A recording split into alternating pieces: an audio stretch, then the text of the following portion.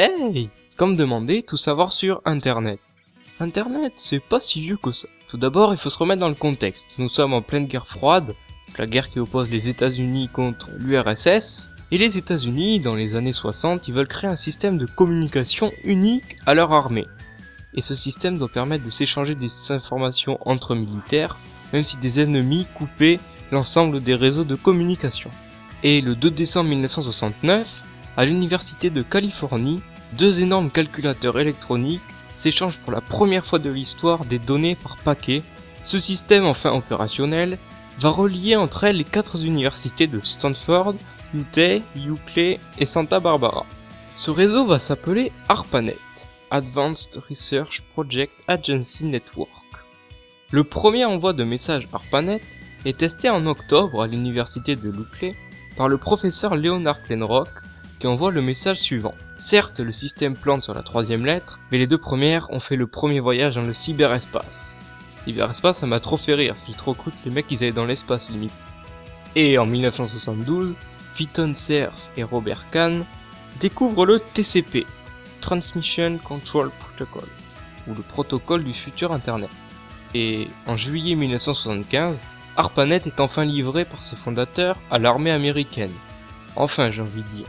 Alors, les Américains, depuis le temps qu'ils attendaient leur Internet, ça va 5 minutes quoi. Et en 1977, une centaine de machines connectées communiquent par 2 protocoles. Le TCP, comme je viens de le dire, ainsi que l'IP, Internet Protocol. Pour faire simple, on a un message à envoyer, le TCP va le fractionner en petits paquets de messages, ensuite l'IP va envoyer le message d'une machine à une autre, et à la réception de ce message, le TCP à nouveau va reformer tous ces petits paquets en le message complet du départ. En mars 1989, le CERN, Centre européen de recherche nucléaire, met en ligne la première page web dont on peut encore consulter une copie. En 1991, Tim Berners-Lee, travaillant au CERN, et Robert Kallio mettent au point le World Wide Web, ou les 3W, qui veut dire, si l'on traduit mot à mot, le monde large sur la toile, donc Internet. Et enfin, 1992, Mosaic est mis au point au centre de recherche américain NSCA, et en 1993, lorsqu'il est mis en service, le web ne compte que 200 sites. Et un an plus tard, le World Wide Web comptera 10 000 serveurs et 10 millions d'utilisateurs. Netscape, qui est le successeur de Mosaic, est lancé en octobre 1994. Peu à peu, il va être remplacé par Internet Explorer que l'on connaît aujourd'hui. Mais attendez, depuis tout à l'heure je vous parle d'Internet. Mais Internet sans ordinateur, c'est comme une voiture sans roue, ça fonctionne pas. Donc on va revenir en 1946 où le premier ordinateur est créé. Il s'appelle l'ENIAC, Electronic Numerical Integrator and Computer. Il pèse 30 tonnes, ça va, c'est pas très lourd, on peut le mettre dans la poche. Et il occupe une surface de 72 mètres carrés. On peut vraiment l'amener partout. Et il peut calculer environ 330 multiplications par seconde. Pour l'époque, c'est vraiment rapide. Aujourd'hui, il est ridicule. Plus de 3 milliards de personnes qui sont connectées à Internet, ce qui fait seulement 42% de la population. C'est pas énorme, je pensais qu'il y avait plus de personnes qui étaient à Internet aujourd'hui. En France, nous passons en moyenne 4 heures par jour sur Internet avec un ordinateur et 1 heure par jour sur Internet sur téléphone. 70% des personnes qui ont Internet sont des utilisateurs quotidiens.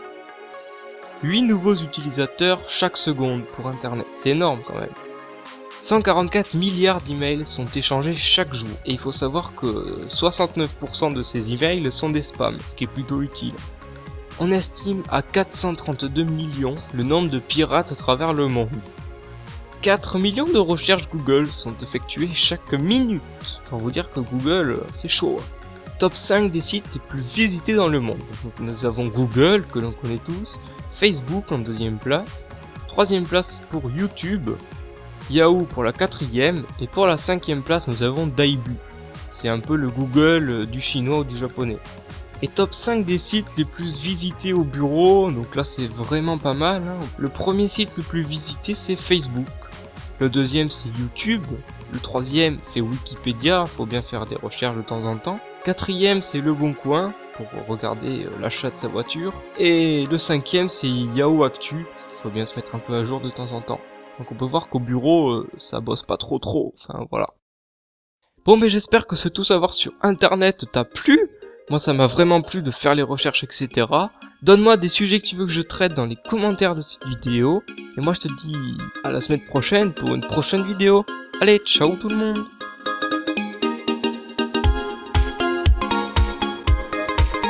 Franchement, aujourd'hui sur internet, vous vous imaginez? Plus Facebook, plus Twitter, plus rien du tout. Même pas YouTube, vous pourriez même pas regarder mes vidéos, vous vous rendez compte? Ça aurait été tellement nul.